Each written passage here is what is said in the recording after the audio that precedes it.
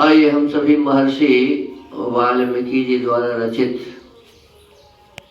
रामायण का स्वाध्याय करते हैं। अभी बालकांड का 14वां सर्ग चल रहा है।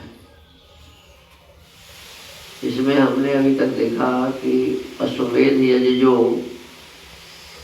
राजा दशरथ किए थे, उस यज्ञ में अनेक प्रकार के संविधाओं का भी प्रयोग किया गया था। लिखा हुआ है कि कल्पसूत्र और ब्राह्मण ग्रंथों के द्वारा अश्वमेध के 3 सवनीय दिन बताए गए हैं।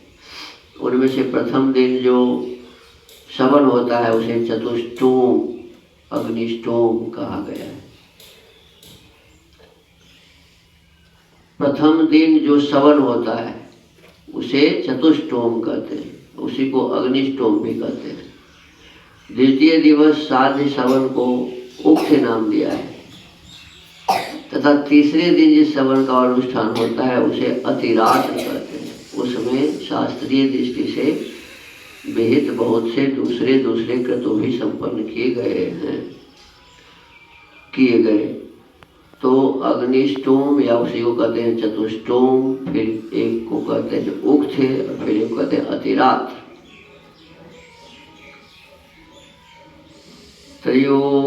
त्रयोश्वमेध संख्यातः कल्पसूत्रेण ब्राह्मणैः चतुष्टोममहस्तस्य प्रथमं परिकल्पितम् उक्थ्यं द्वितीयं संख्यातमतिरात्रं तथोत्तरम् कारितास्तत्र बहवो विहिताः शास्त्रदर्शनात्।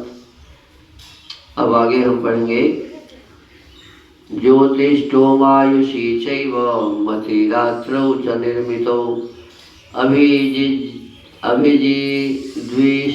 द्विष्वजिच्चैव माप्तोर्यामौ महाकृतो। ज्योतिष्टोम, आयुष्टोम यज्ञ 2 बार, अतिरात्र यज्ञ 5वां अभिजीत, 6ठा विश्वजीत तथा 7वें 8वें आप्तोर्याम, ये सब के सब महाक्रतु माने गए हैं जो अश्वमेध के उत्तर काल में संपादित हुए। अश्वमेध यज्ञ होने के पश्चात ये सब किए गए उत्तरार्ध में, उत्तर काल में। प्राचीन होत्रे ददौ राजा दिशं स्वकुलवर्धन अध्वर्यवे प्रतिचिंतो ब्राह्मणे दक्षिणं दिशं। अपने कुल की वृद्धि करने वाले राजा दशरथ ने यज्ञ पूर्ण होने पर होता को दक्षिणा रूप में अयोध्या से पूर्व दिशा का सारा राज्य सौंप दिया। क्या दिया? अयोध्या से पूर्व जितने भी राज्य थे सभी किसको सौंप दिया? ब्राह्मणों को, जो दक्षिण मने यज्ञ कराए थे। अध्वर्यों को पश्चिम मने दशरथ ने यज्ञ पूर्ण होने पर होता को दक्षिणा रूप में अयोध्या से पूर्व दिशा का सारा राज्य सौंप दिया। और पूर्व तरफ में होता को, अध्वर्यों को पश्चिम दिशा का तथा ब्रह्मा को दक्षिण दिशा का राज्य दे दिया। ब्रह्मा बैठते हैं दक्षिण दिशा में, तो इधर का राज्य ब्रह्मा को दे दिया। होता बैठता है पूर्व दिशा में, तो उसको इधर का दे दिया। और अध्वर्यु बैठते हैं पश्चिम दिशा में, तो उसको पश्चिम दिशा का सब दे दिया। ब्रह्मा को पश्चिम दिशा तथा ब्रह्मा को दक्षिण दिशा का राज्य दे दिया। उद्गाते तो तथोदीचिं दक्षिणैशानि विनिर्मिता अश्वमेधे महायज्ञे स्वयं भूवि हिते पुरा। इसी तरह उद्गाता जो उत्तर तरफ में बैठते हैं, उद्गाता को उत्तर दिशा की सारी भूमि दे दी।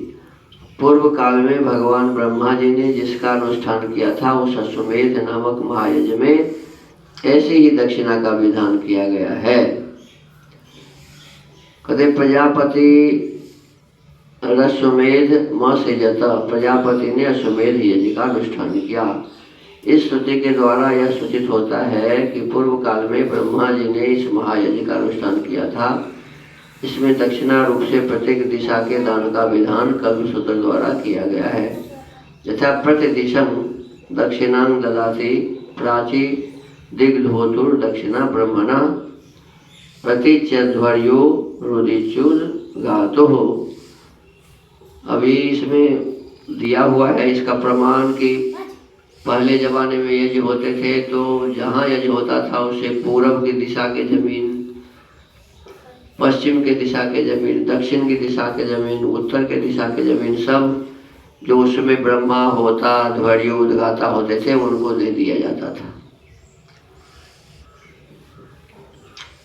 क्रतुं समाप्य तु तदा न्यायतः पुरुषर्षभा ऋत्विभ्यो ही ददौ राजा धरांतांकुलवर्धनः।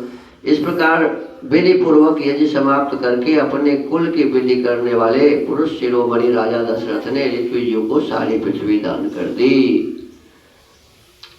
एवं दत्वा प्रहृष्टो भूत श्रीमान इक्ष्वाकुनंदन ऋत्विजस्त्वब्रुवन् सर्वे राजानं गतविल किल्बिषम्। यो दान देकर इक्ष्वाकु कुल नंदन श्रीमान महाराज दशरथ के हर्ष की सीमा न रही, परंतु समस्त ऋत्विज उन निष्पाप नरेश से इस प्रकार बोले। सब दान दे दिया, कुछ भी नहीं रखा, ताकि पूरा पृथ्वी दान दे दिया जो भी उनके थे सब। लेकिन अब वहाँ जो ऋत्विज थे वो सब क्या बोलते हैं, कहते हैं भवानेव महिं कृष्णा मे को रक्षितु मरहति न भूम्या कार्यम अस्माकं नहीं सकता स्म पालने। महाराज अकेले आप ही इस संपूर्ण पृथ्वी की रक्षा करने में समर्थ हैं, हम में इसके पालन की शक्ति नहीं है, अतः भूमि से हमारा कोई प्रयोजन नहीं है।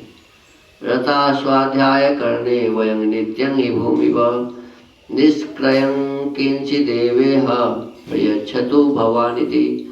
भूमि पालन हम तो सदा वेदों के स्वाध्याय में ही लगे रहते हैं। भूमिपाल माने राजा दशरथ। दशरथ जी को कहा गया भूमिपाल, हे भूमिपाल हम तो सदा वेदों के स्वाध्याय में ही लगे रहते हैं। देखो पहले के ब्राह्मण क्या कहते हैं कि मैं किस काम में लगा रहता हूँ, वेदों के स्वाध्याय में। आज के ब्राह्मण रुपया कमाने में लगा रहता है, न जाने क्या क्या करने में लगा रहता है। जूता चप्पल का दुकान ब्राह्मण करता है, दारू शराब पीता है, पता नहीं क्या क्या कर रहे हैं। ब्राह्मण तो है ही नहीं, अब बिल्कुल झूठे का ब्राह्मण बने हुए हैं। वेद पढ़ने वाले को ही ब्राह्मण कहा जाता था, इसीलिए ब्राह्मण का कर्तव्य था कि प्रत्येक ब्राह्मण बिना किसी कारण के ही वेद अंग सहित पढ़े। अंग सहित वेद पढ़ने का कर्तव्य होता था ब्राह्मणों का। तो कहते हैं मैं तो सदा वेदों के स्वाध्याय, हम लोग तो सदा वेदों के स्वाध्याय में ही लगे रहते हैं।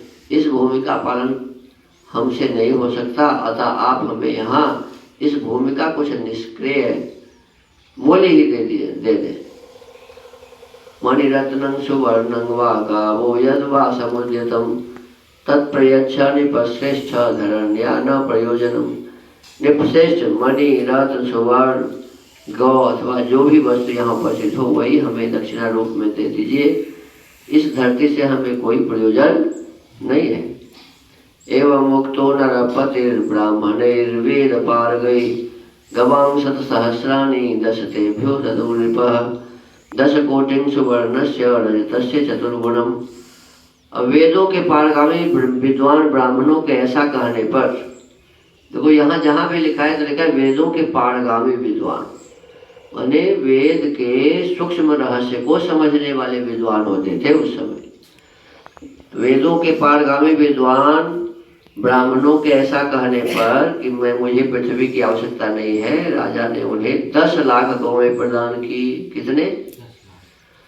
10 करोड़ स्वर्ण मुद्रा तथा उससे 4 गुनी रजत मुद्रा अर्पित की, माने 10 चौक 40 करोड़ रजत मुद्रा अर्पित की। हाँ, रजत माने चांदी। ऋत्विजस्तु तथा सर्वे प्रदत्तु सहिता वसु ऋषि श्रृंगाय मुनिये वशिष्ठाय च धीमते। तब उस समस्त ऋषियों ने एक साथ होकर वह सारा धन मुनिवर ऋषि श्रृंग तथा बुद्धिमान वशिष्ठ को सौंप दिया। जितने भी धन वो दिए सभी धन किसके पास जमा हो गया? महर्षि वशिष्ठ और ऋषि श्रृंग के पास। तो अब स्वाध्याय के क्रम को आज यही विराम देते हैं। अब इसके आगे आगे होगा। आज स्वाध्याय के क्रम को विराम। ओम।